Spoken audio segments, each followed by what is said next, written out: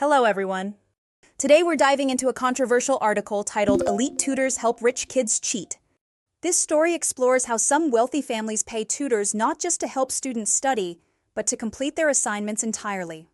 We'll look at how this practice is rationalized, how it affects education, and why it's surprisingly common. Let's get started. Before we move forward, let's take a moment to reflect. Education is supposed to be about learning and personal growth. However, when shortcuts are taken, the real value of education is lost. It's not just about getting good grades, it's about genuinely understanding and applying knowledge. This brings us to the concept of education and ethics. Tutors are traditionally hired to accommodate students' learning needs, helping them understand difficult concepts. But as we saw in this article, some families hire tutors to circumvent the learning process entirely. Instead of studying, students pay their tutors to write essays and complete assignments. While some justify it by saying the ends justify the means, it raises serious questions about fairness and real learning. Do you think it's ever acceptable for a parent or tutor to do a school child's homework for them? If so, when? Helping students understand concepts and complete assignments is part of a tutor's role. However, in some cases, tutoring crosses the line into cheating. The article describes how wealthy families sometimes pay tutors to do homework and write essays for their children. Tutors rationalize this by saying it helps students get into top universities. They argue that it's simply part of the process and that the ends justify the means. However, this approach circumvents real learning and undermines the value of education. While it may help students in the short term, it deprives them of important learning experiences. Now, to understand this article better, we need to familiarize ourselves with key vocabulary. We'll go over 3 important expressions, learn their meanings, and see them in action with example sentences. Let's start with the word accommodate. This verb means to provide what is needed or wanted, often in a way that makes things easier. In the article, some tutors accommodate students, not by teaching, but by doing the work for them.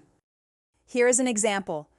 The teacher tried to accommodate the student's learning style by offering extra visual materials. Next, we have swallow one's pride.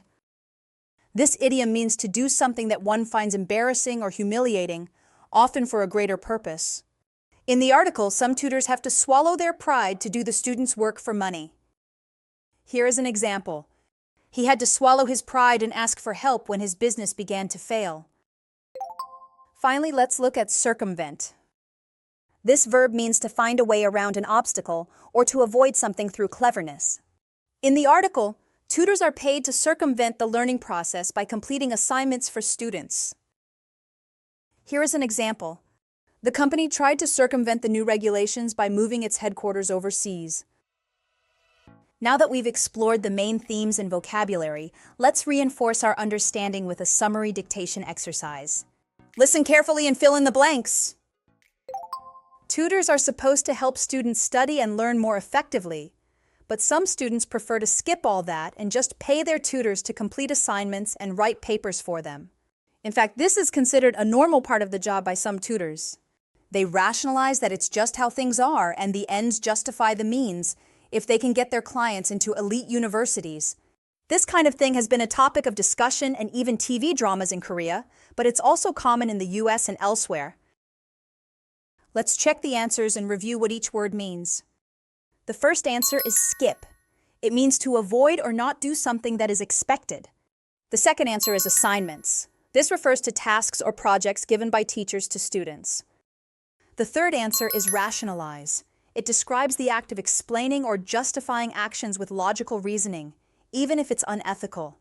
The fourth answer is the ends justify the means. This phrase means that the outcome is more important than the method used to achieve it. The fifth answer is discussion. It means a conversation or debate about a specific topic. Well done, everyone! Today we explored how some tutors are paid not just to teach, but to actually do students' assignments for them. We discussed how this practice raises ethical questions about education and fairness. Now I want you to think about this. Do you think it is ever acceptable for a parent or tutor to do a school child's homework for them? If so, when? We'll discuss your thoughts in our next session. Until then, stay curious and keep learning.